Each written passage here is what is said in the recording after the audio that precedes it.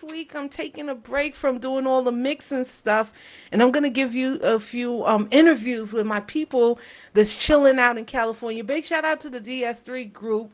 You know, we're all over the world doing all kind of things. This week she was out. Last week, I should say, she was out in Who's she? California. Did I not say the DS3 group? No, the DS3 is not a she.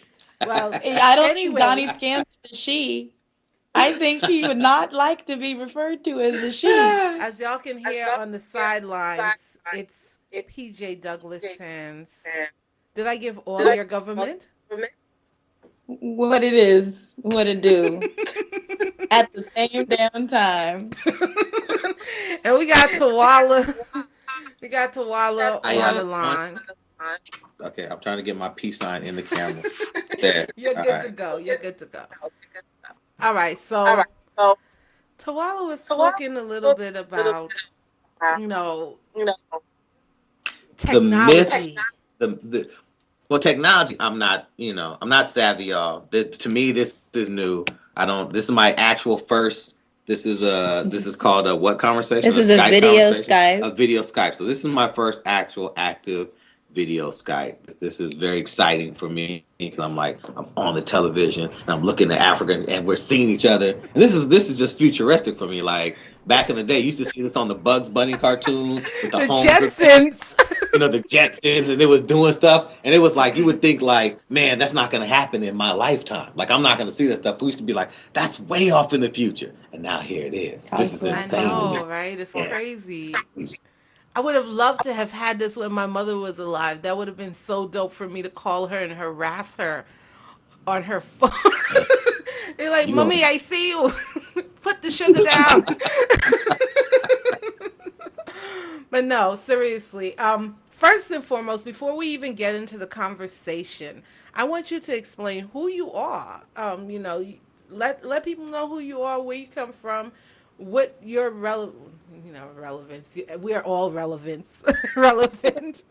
but, why are you relevant? but let people know who Some you are. ironies are Why making is you it relevant interesting? now. What is the interesting reason why we're having this conversation with you? Tawala uh, actually is going to find us some money, so that's why he's relevant to me. I love him. But go ahead, let's see, let's go. it is all love. Tonight we're having this conversation because we are going to discuss the myths of radio. That is my background. I spent the last 15 years in terrestrial radio in the programming department from being an intern to being the assistant program director, even the interim program director. So I have intimate knowledge on why music doesn't get played, how music gets played, what the whole process is, and what radio, terrestrial wise, is really all about. Well, I know a lot of our listeners are going to want to know why they can't get their record on air. Wow. Oh, I can tell you. I Most mean, of them just from suck. well, most of the music that you do get does suck. I mean, I can definitely, like, you watch American Idol and you see people on there and you say that person can't possibly think they sing. The number of CDs that you get from people who cannot sing, cannot rap, whatever, it's insane. Like I on my know. desk on a weekly basis, about 150 CDs sitting on my desk that are from independent artists who all want what? That one slot to get in. And Yes. who are they going against? They're going against Jay-Z. They're going against Beyonce. They're going against people that you know by name. So when you send that CD into a radio station, what you're saying is, I am ready to go up against Jay-Z. People will know my music just as well as they'll know Jay-Z's music. So when you're making that decision over the 3 slots that you have to put music in, go on and take that chance on me. They're going to know me. All my friends know me. All my friends tell me they like my Oh music. my God! My Please, producer let's talk about the knows friend. Let's talk about the friends misconception. People feel like because their cousin and the dudes on the 4 corners of their block know them, that all of oh, a sudden they're ready. They haven't put in oh, any work. No, let's talk about radio. I'm sorry. That well, that that pisses me off. it's all relative. I mean, because like I'm one of the few music directors, programmers that I know that actually listens to every single thing that came in. every single CD that came in, because you never know when you're going to find that jewel. When I Now, first got into radio, my thing was I was a former rap artist, and I got into radio thinking I'm going to change the game. I'm going to get all the real stuff on. That was my goal. And when I first, I think the eye-opening event for me, when I first got on, the program director that hired me and my partner, she took us to an auditorium test. You get a whole bunch of people that fit the demographic of the radio station, play music for them, and they rate it. So we're in another room, they don't know we're there, and they're just playing music, and they got knobs sitting in front of them. They turn the knob up if they like it, they turn the knob down if they don't. Now we insert all this hip hop music like classic. We're putting Children's Story. We're putting just all the classics. Oh, LL. We even got some Public Enemy in there. And we're like, we're going to kill them. We're going to kill the game. And so they're playing the music. They play like, some hibby dibby record, and the little graph starts going up. And we're like, okay, that's one record. Okay, they like that silly music. Oh, here comes that Slick Rick. Watch what happens. And, she's looking at us like, okay, let's watch what happens. All of a sudden, dun, dun, dun, dun, all of a sudden you start seeing the graph go down. And this happens track after track after track. The one, the top radio track, it goes up. The one, the most deaf, ooh, boop, to the bottom. And we're sitting there shocked. One thing that we realize is that people who listen to radio, I'd say maybe 60% of the time, maybe even more, maybe even 70, closer to 80, are not true music enthusiasts. They're passive music likers. Now, the music that they like it a lot, but they like the music that's popular a lot. That is the design of radio. So everyone who thinks that radio is all about breaking music and playing the new music and giving people a chance, maybe back in the day before corporations start taking over radio companies, like you got a lot of corporations, Clear Channel, Radio One, these are corporate companies run like corporations who control music through a very scientific method of research, where they'll poll 100 people in the zip codes that they're going after, and that 100 people determines what everyone gets to hear. They have their statistics, like this represents the population. Okay, great. But that's what it is built on. Radio is built on playing the most popular music. Why? Because radio is not about music. Radio is about one thing: advertising. Please get that into your head. Radio is not about music. It's about the advertising. So do you feel that in order to be successful in a radio sphere, you need to appeal to the advertiser and not necessarily the people that you assume are your demographic? Because a lot of people feel like, they're going after one crowd, and then when they get there, they're like, oh, that's not really my crowd. This is my crowd. But they find that out afterwards. To understand the radio format, if you are a young African American artist, you're a singer, a rapper, and you're trying to make music for a demographic, let's say that's 18-24, then you would go to an urban mainstream station. Why? Because radio stations, they like, if you're trying to sell music to, or if you're trying to sell your product to African American females 25 to 54 years old, have a job, one kid, own house and all that, you're going to go to, the urban mainstream or the urban AC station. If I'm an advertiser and I want to sell to soccer moms, I'm going to go to the pop station. If I'm an advertiser and I want to sell to, males ages 12 plus, I'm going to go to the rhythmic station. That's what I do as an advertiser. I'm looking for the station that, per the census, has broken up demographic in your city as such. The census will say there are X amount of people of this ethnic background, of this age, of this income that live in this area. Well, that is where I'm going to go to that radio station who is targeting that demographic.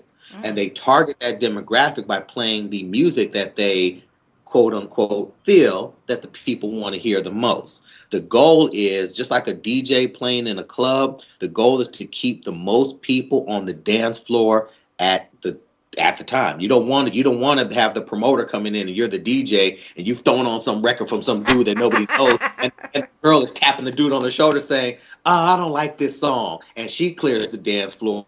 He clears the dance floor. Now I'm on the promoter looking like, why is my dance floor empty? Play a hit. So the DJ, okay, cool. And he throws on that top record all of a sudden. We program radio the same way. For every record that I play, that's an unfamiliar record, that's not a hit record, that's not at the top of the charts, I'm taking a risk of my listeners saying, I'm going to go to the station that's playing it. And when they leave my station, they'll go to the competitor, the competitor.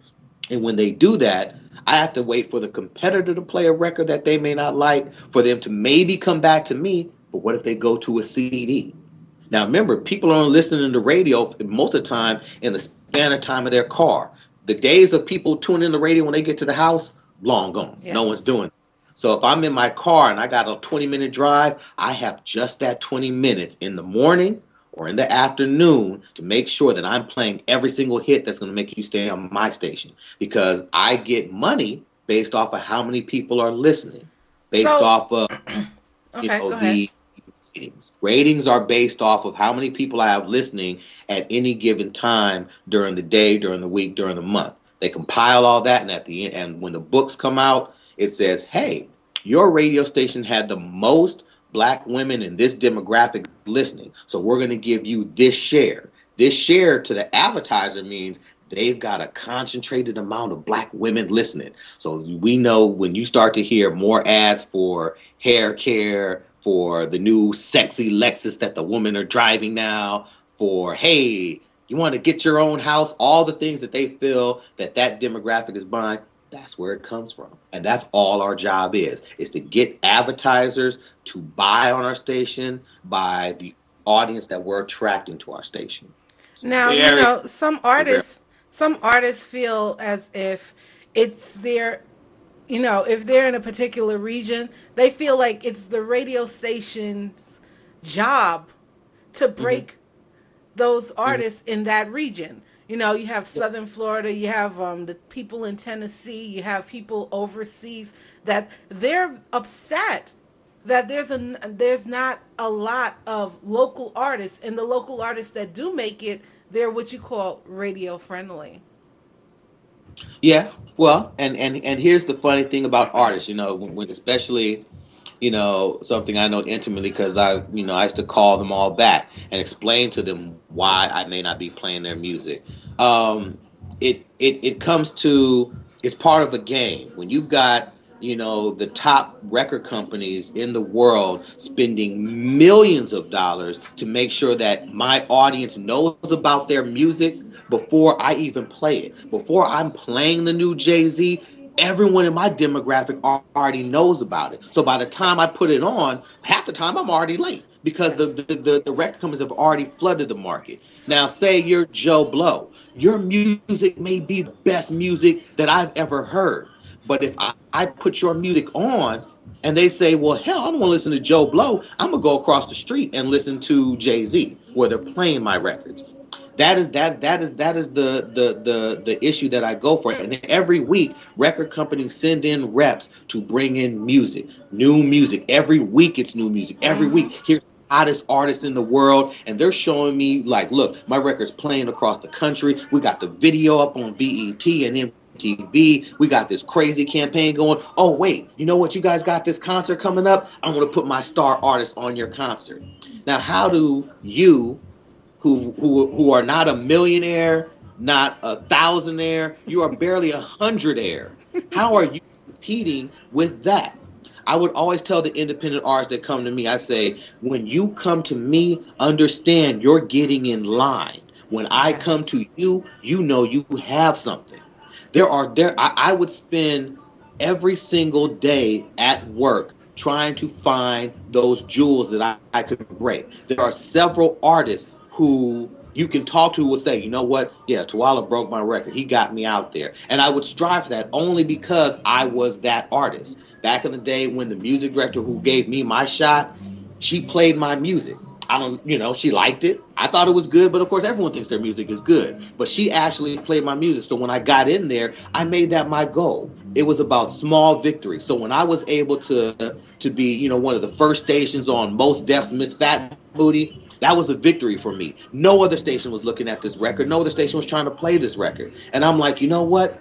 I was the first one playing that record. And I got a chance. When I'm playing De La Soul's Baby Fat, when I'm playing, all the underground West Coast stuff, like music, that you would never hear in New York ever. I remember I knew, like, when some of the East Coast programmers would come to town and they would listen to my station, they'd be like, dude, what is music? And I'm like, y'all don't play none of this stuff? They're like, dude, I haven't even heard any of this music.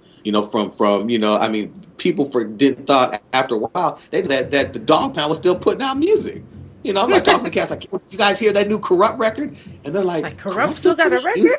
Exactly. Like, what are you talking about, Corrupt? Like, it's the biggest record on the West Coast. They're like, oh, well, okay. Like, so I'm talking music that wouldn't get played past San Francisco or New Mexico. We're the only ones playing it. And in my position, it was very unique because we were the only urban mainstream station on the West Coast.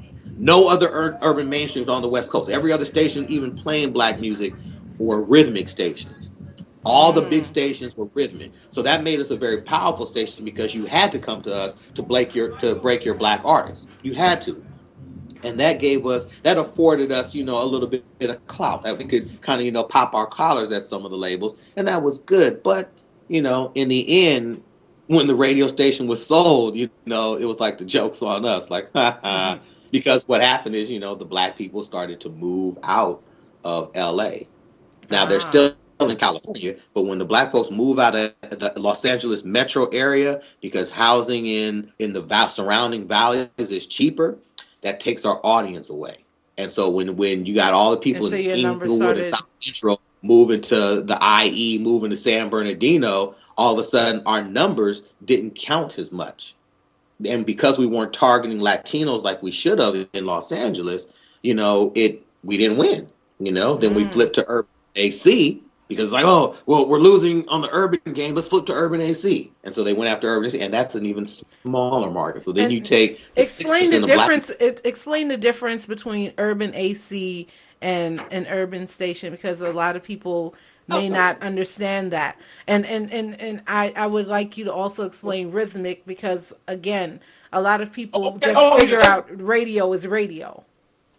Oh, well, no, it's urban mainstream is the radio stations that play and are responsible for breaking the Chris Browns of the world, the Neos, the Beyoncés, music like that, Jay-Z. That's where, the young hip hop, young indie R&B, that kind of music breaks on urban mainstream. Okay. Urban AC is for the adult artists, the Jill Scotts, Anthony Hamilton, Brian McKnight, even, if Shaka Khan's dropping a new record, is going to urban AC. Urban mainstream targets primarily African Americans, either 12 plus or like 18 to 24. That's the demographic of urban mainstream. Urban AC targets African Americans 25 to 54. Sometimes, they'll go into the 64, but 25, 54 is your urban AC audience for African Americans. When you look at a rhythmic station is either white or Latino, and it's usually 12 plus. That's Britney Spears, that's LMFAO, what is the group? The young Asian MCs. They did the Rocket Ship song. No, not the Black Eyed Peas. They did the Asian MCs. Yeah, they're a group. They got the song "Here You Are." Okay, look. So that's where the more poppy. Yeah, I can't remember the name. Far East Movement. No, Far East Movement. Far East Movement. I forget they're Asian. So Far East Movement. That's where that music plays. Even the New Boys, stuff like that. That's real poppy, real crossover, but has that harder hip hop edge. That's rhythmic.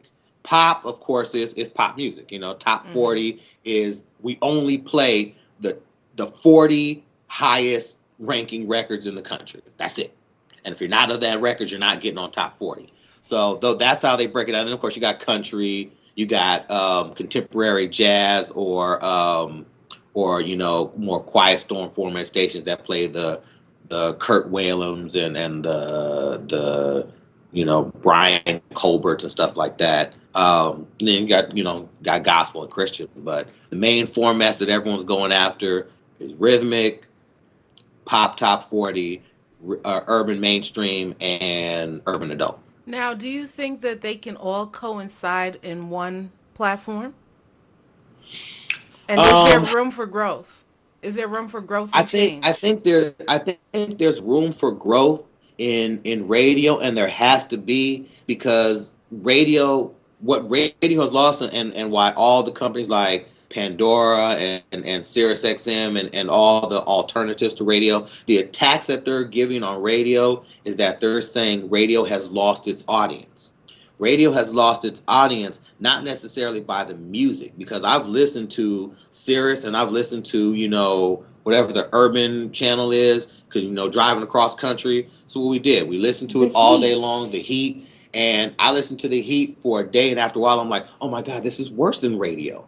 Because It's they only the do play same the five same songs. songs over and over and over, and I don't care if it's commercial free. It's even worse to hear it in that type of rotation. Mm. So and there's the myth of everyone going to satellite. We can get into that Well, later, no, but nobody's going to radio has satellite. lost. Well, you said what? I said no. Even though we say that's what the satellite radio stations are saying, so that people can Yeah, go there. But yeah. the That people reality go. is, people are people are not going there. You can No, tell. well, they're not, because of the simple fact that ain't no one paying for satellite radio. There are not that many people buying new cars that come with satellite. And once that free 6 months of satellite is over, guess what? So is my subscription. And that's why Sirius and XM are in so much trouble even now, even after the merger. They are still in financial straits. So that's why satellite is whack. But radio has lost its power because it is no longer the instantaneous form of media that it used to be. Back in the day, I'm a kid in high school. I'm rushing home because the Word. only way I'm going to hear the brand new song from NWA or whatever is on K-Day. They're going to break it. Or if I need to find out something that's going on in the world, guess what? I'm going to turn on and at 4 o'clock when they drop the juicy gossip, I'm the first one to hear it. Nowadays, by the time anyone who wants to hear the gossip comes on, it's already old. If you're doing an afternoon show, and we got puppies joining us. If Wow. you're doing an afternoon show and you're gonna kick the latest gossip tab, you're trying to tell someone, oh, Whitney Houston just died. Guess what? When I woke up in the morning, I already went on my gossip page and saw that. So by the time you're talking about in the afternoon, it's old. Radio can no longer provide that instantaneous information that the internet can. I no longer have to wait for you to play the brand new song that I'm trying to hear. You don't want to play it?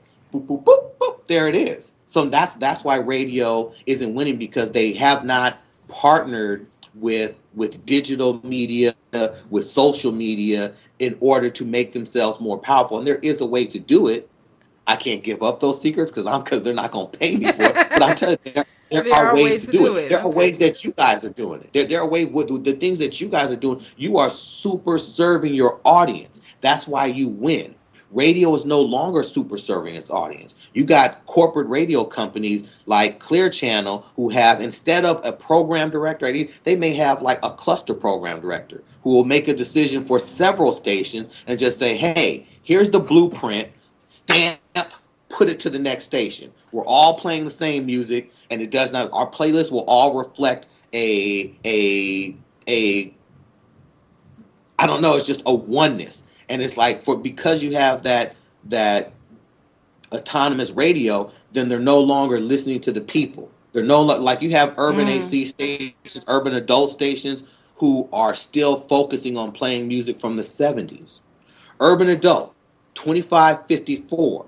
The core of a 25-54-year-old demographic is what, 35? Mm-hmm. So if I'm 35 years old, what did I grow up on? I did not I grow grew up up on on hip hop. Marvin Gaye. I did not grow up on Earth, Wind, and Fire. Now I know that if your family was musically inclined, yes. But our music is New Jack Swing. Our music is early hip hop. Urban Mm-hmm. AC has not grown. They have not stepped up to that. Like, when you play an old Temptations record, I'm like, good Lord, you're telling me I'm the demographic, but you're playing, how sweet it is. So they're not like, growing. Where's the 112? So Where's the then, key? so then, in that respect, that means that they in themselves are not growing. Oh yeah, no, they're not. No. Radio They're stations are not. They're not growing at all. They are. They're still static. There are some stations who are getting a clue and who are trying to advance on music. But also, when you have that antiquated system of programming where you say we're only going to play these top 30 songs, we have most radio stations. Say on the urban AC format, you have 5 powers. You have 5 songs that are the top 5 stations. You're playing those songs. Then you have 7 sub powers. So you have 7 songs that are the next 7 records that are either were top songs that are on their way out, or are songs that were new and they're on the way to the top. Then you have 5 new records. That's basically your playlist. Everything else is what you would call a recurrent, which is a record that used to be a hot record, and you don't want to get rid of it yet, but you keep it in there because, it's like, I don't know, in LA, it would be Montel Jordan's This Is How We Do It. Like, oh, hey, that's that record that no matter what, if you put it on after a new record, you're going to make the people go, oh, okay, cool. So just in case they don't know that new record, you got to follow it up real fast with a hit. That's record. Your recurrent. And then you go to the gold category, which is just the classics of your format.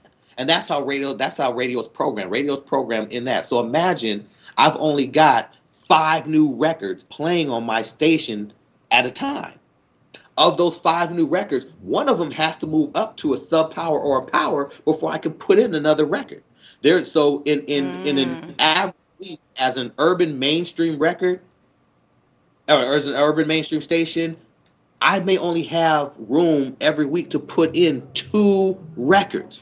And if a new if a powerful artist, meaning somebody with money behind them, has a record coming out that same week, then the independent lose. Those 3 slots. So imagine, say if I got in a week, I got a brand new record from Beyonce impacting. I got a brand new record from, I don't know who else, Wiz Khalifa impacting, and I got the brand new world premiere of Jay-Z and Kanye that didn't make the album or whatever debuting. So wait a minute, I've only got 3 slots, and you're gonna tell me that you want me to put on a record that isn't getting any major airplay anywhere, that's basically a demo, because if you're independent, you're not really signed. You just got a record that you boys were in the studio, and you're coming out the studio like, yo, my record is hot. I used to tell people, your record is hot where? I'm in the clubs, I'm out, like I talk to DJs in the street, I talk to the record pool. Your record is hot where? It's hot all over in the streets. I see, if your record was hot in the streets, guess what? I would have heard it. I already know. When you called me, I would be saying, yo, my man, give me your record. That's the one I've been looking for. I've been hearing about that. That's not the conversation I'm having with you. Guess where your record is going? Onto that stack of 100 records sitting on my desk. So you're behind those dudes. Yes, you're behind all of those dudes, and then you're behind that stack of 30 records that I've just gotten from the major label, who have hit potential behind them. If it's coming from Def Jam, I know for a fact it can be all in the streets. And that way I can rest assured that if I put a brand new record from Drake on, my audience is going to know it.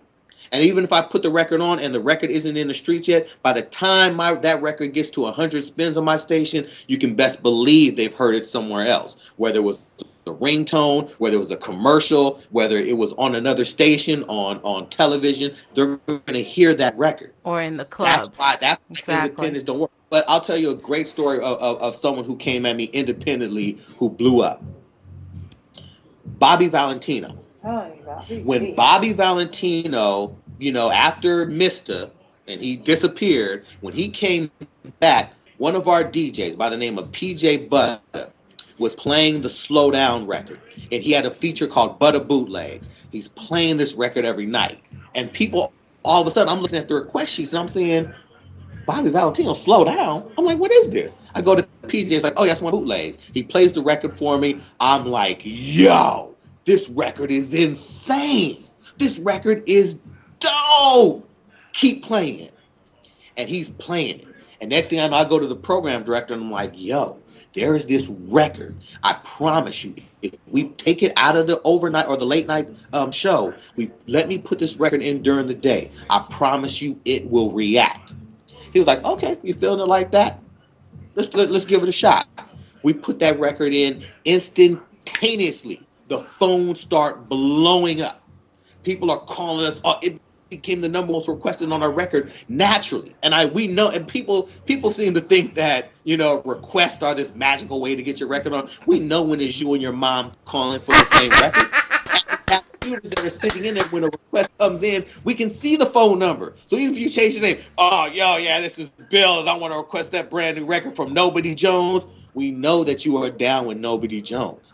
So we can tell a real request from a fake request. Yeah, this record is getting requests out over abundantly. I'm like, this is a real record. We put that record into full-time rotation.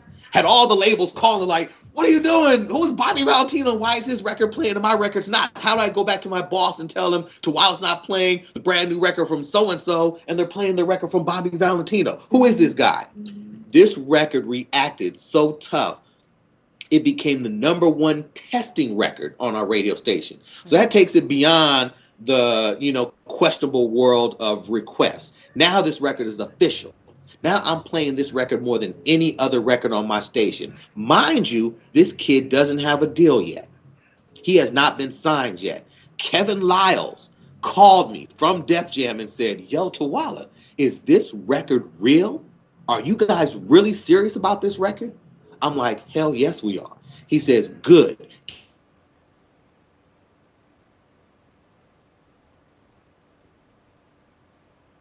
Keep playing it. Base our whole campaign off of what's happening in LA. LA, the number 2 market in the country, playing on the number 1 black station in that market. This has got to be real. And that was the basis of Bobby Valentino getting put on. Because we actually took a shot on it. So does it happen? Yes. When Jill Scott first came out, I remember our program director at the time was hands down, hell no, I ain't playing that music. Get that out of here. And me and the assistant program director, we're looking at each other like, are our ears broken? Like, this record is phenomenal. We actually had to trick the game and we had Steve Harvey on at the time in the morning before he was syndicated. We went to Steve like, hey, Steve, is this brand new record from this artist named Jill Scott. This record is insane, but the PD, he ain't gonna let us play it, man. What you think about that? Steve, of course, says, what? He ain't gonna let you play it. I love this record. I'm playing it every day. And Steve did. He played her music every single day on his show. Eventually, Jill Scott became a staple artist for our station and for the country. This is when Hidden Beach was just like, Hidden who? This is Jill Scott was Jill who? And Mike. Like the title, Who is Jill Scott? It meant something at that point. For real. Steve Harvey single-handedly went hard on her music and broke it. In spite of the program. I remember he came to us and was like, go ahead and put the damn record on. So the question then is, how do independent artists do just that? Get the people behind them to the point where they will defy the powers that be to put their record out. It's kind of a case by case thing. I mean, whether it was, I remember Destiny's Child when they first came to the station. They were this cute little group out of Texas, and they're sitting in the kitchen all night waiting to get on the night show. And because the record rep that was working their record, she was really, really cool with us. My dear sister Sally Sabran, rest in peace, sister. She was like, Tawala, can you please get these girls on? And the DJ that's on this night, he's playing all his music. He's like, are they still out there? They're just sitting in the kitchen waiting to get on. And I'm like, yeah, they're still out there, dude. And they're coming from a major label. And they sat out there so patiently and so cute and so nice. And when I was like, dude, come on, man. It's 4 little girls, man. Come on, dude. We gotta get them in here. And he's like, all right, dude, bring them in. And puts them on. Wyclef is like calling like, yo, those are my girls. My man is real tight with Wyclef. He's like, okay, cool. We're going to show them love. But that was Destiny's Child. They were 4 little girls who were just sitting in the kitchen, looking for a shot. I remember Tyrese when he first came through our station after he did the Coca-Cola commercial. He sat in our station like, dude, I want to get on Summer Jam. Summer Jam, of course, it's a major concert. Mm-hmm. Reserved for the stars. Tyrese is like, yo, I'll do anything. I'll do whatever, man. Just let me just get on there. Skinny little dude. We're like, all right, dude, we're going to put you on. Dude was overwhelmed. He got on stage and showed his ass. And now he's Tyrese. So there are times where a programmer will champion a record. And unfortunately, it's not every day that can happen. I mean, you have to find that programmer who you are able to build that relationship with. Good case in point, Bishop Lamont. When I met Bishop Lamont, he was in demo stage. I don't even know if he had a record to his name. He was just this young dude out of Carson.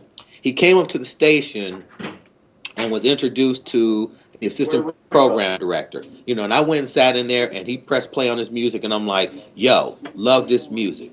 This dude, somehow we hit it off. He would call me every day, like, yo, dude, I got some music, can I come through, play it for you? I'm like, sure, come through, because he was real cool about it. He wasn't calling me, yo, my shit is the best, blah, blah, blah, blah, blah, you got to put me on. No, he was just like, yo, he was just a real cool young dude who had good music. And he came up all the time, and I mean, it might have been a year that had passed before he came up with a record that was like, yo, I think I got something for the station.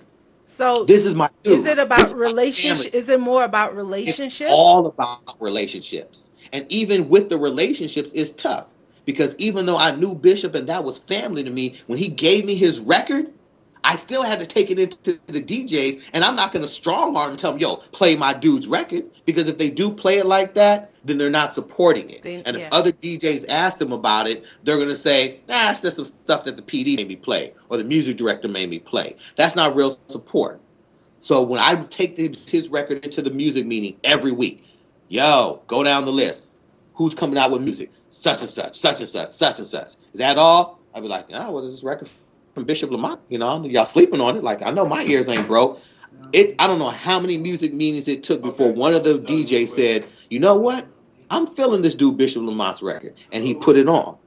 And from that, Bishop built relationships with every one of the DJs to the point where they were just in love with this dude because he was really cool. And all the DJs were just like, yo, that's my dude. So it got to the point where whenever he brought something up after that, it didn't matter what they had or that was a priority. They would say, all right, you know what? Let me put that Bishop Lamont on. Let me put the needle to it and see if it's dope. And that's how he built his support. We're building good, solid relationships with the programming staff. Way too many independent artists don't know how to build relationships. Way too many artists will come at you with my record is hot, with yo, I'm banging in the streets. And it's like, dude, do you know how broken the record is? You know? Dude, and I would sit there at my desk and I would like slide my chair across and I would pull out buckets and buckets of records that have gone by. After a month or so, I can't keep holding these records. And I'm saying every one of these people have the same story. Why is your story any different? But the people that I would go hard for, especially the independent artists, are the ones that could call me and would know actually how to pronounce my name, who would send me an email and my name wouldn't be butchered in it. People who I sat down with and I would go to lunch with. Not on some, hey, yo, so I'm buying you lunch, play my record. No, on some, yo, let's just go out and just hang out. People who would get to know me, get to know my taste. So when they got me a record, they would be able to say, this record is hot. And they would know based on what I like, if I would feel it or not. And when they would hand it to me, I'd go into the DJs. And if I can go hard on your record, you have a much better shot than you just calling the DJs on your own. So is it about what you like? A bunch. You said, huh? Is it really about what you like? No. Me, it's like my job isn't. If it was about what I liked, half the stuff that's on the radio wouldn't be playing. Are you serious? If it was about what I liked, oh my God, you wouldn't have heard none of the records that was on the air. Because me, I'm MC never left the old school. So, if it was up to me, I would be playing hip hop all day long. I'd be playing all kind of oldies. That would be me. My job is to take all the information that I'm given and use my gut to say, out of these 30 priority records, which one do I think is going to have the best chance at becoming a hit on my station? Because every time I put a record on that doesn't turn into a hit, that's my job under the gun. That's them looking at me saying, Tawala, at the end of the year, we can tell how many non-hits were played. So either you're just playing stuff that you like or whatever, but if you're not following what the rest of the country is doing, if you're not playing the hits, you're not winning. Hits defined as records that have national airplay, top of the charts, top sellers. If I'm not playing enough of those and I'm playing too much of, oh, yo, I'm really feeling this record, that's my job. But for me, I'm talking about the small victories. I'm talking about those times when I can personally take a record that I think is going to be hot and prove to the programming staff at large, this record is a winner. And they can look at me and say, all right, okay, cool, we'll give you that one. And several times I've had conversations with program directors who have been like, all right, yeah, you picked that hit. All right, cool. Yeah. But I became known for that. It's like people will come and say like, yo, dude, if I'm telling you that a record has a shot, it actually has a shot. And this So is you because got that reputation for of being the reputation is built off mainly off of being honest and being a straight ah. shooter, because you have bunches and bunches of program directors or music directors who will tell you, oh yeah, I'm feeling this record, and never play it, so you're So sitting at home like, he told me he was feeling it, how come he's not playing it? I'm the dude who says, yo, this record is trash, this record is garbage. I'm the Simon Cowell. I'm the dude who's like, no, I'm barking on cats. I've had cats actually threaten to come to the station and see me. And I've had to say things like, you know what time I get off? Here is the address. You can see me downstairs if you have to. That does not change the fact that your record is whack. And they would, quick story. so Really, my question then is, tell me three things that define a hit record. Just three. um, three things that define a hit record: Culture shock. the awareness of it. The awareness, if your record is known by more than your circle of friends, then you have a record that has the potential to be a hit. If you have a record that is getting attention in those fickle DJ circles, in the record pools, to me, if every DJ I talk to, especially once a record comes from the street, if I'm calling all the DJs and I say, yo, so what have you heard about, the new Weeble Rock record? If every one of them is giving it the finger, guess what? You don't have a hit, because I don't have a support base that's going to be able to say, yeah, we can really get behind that record. For me, also, my personal, to just me being a music fan, if your record has that sound, there are certain records that I don't care. People say, the only reason it's a hit is because you guys played it 100 times. No, the record is a hit because it's a hit. Damn it, it's a good record. There are people who can actually turn in good music, and that's subjective. That's one of those things that's subjective. Every programmer feels different. Oh yeah, I didn't feel the record. Oh yeah, I like the record. But you have to take your personal opinion on it. That's part of why we were hired, because we have that I don't know whether it's that ear, whether we have that certain je ne sais quoi that says, yeah, I know how to pick something that's going to be hot versus something that's not. Radio nowadays, quiet as kept, half these program directors have no control. A lot of these program directors, quiet as kept, are controlled by maybe one individual who's sending out playlists and saying, hey, this is what you guys need to be playing. So you taking your record. So sometimes you having that, like someone, if there's a promoter out there telling some independent artist, I got radio on lock. That's bullshit. Yes, There's it is. There's no one's got radio on And lock. they don't even have the internet on lock, so you can't have radio on lock. All right, we're gonna end this. We're gonna end this segment. Tawala, you have been a gem. I hope that the listeners and the viewers have gotten an opportunity and understand exactly what radio is, and we're definitely going to invite you back. We're probably even going to invite you to be a virtual participant. 4. I'm here. You call me. You say, yo, T, we need you back on because the people got more questions. I'm there. You send me a list of questions. I answer them all because I no longer work in radio, so I don't care. There are a lot of people who won't say this stuff to you because they got jobs. I'm not even looking to get back into radio. I say damn radio. Yeah, he's trying to get on DIRadioCast. DIRadiocast.com. Africa Live. All in your ear hole, and we will be back with more entertainment right here. Make sure you log on to DIRadiocast.com. Leave your comments and let us know what you think about the music, the interviews, the videos, the blogs, etc., etc., etc. And Tawala, they can follow you on Twitter. And I mean, I know you've only tweeted two times this week. You look me up. Okay, look, I'll give you the spelling of my name, and that would be how you can find me everywhere. It's Tawala, Sharp, SHARP. I'm sure there's a way to type that in, and my name will come up. I know there's a way. I know that you can type in the name. It's called Google, baby. It's called Google. You can Google that. Google it. Yeah, you'll find me and follow me. Nori got a new song called Google Me. The hook is garbage, but the lyrics are dope. I must say, shout out to Nori. Nori is bringing the East back. Well, not really. The hook is garbage, but the lyrics are dope. But it's called Google Me. So I just wanted to plug that record. Queens, New York, you already know it. All right, Tawala. Only because it has Google in it. If it had Android in it, you could plug in that too. Dang. You already know I'm trying to get in good. We started this because hip-hop had grown up. And there was nothing that looked like us.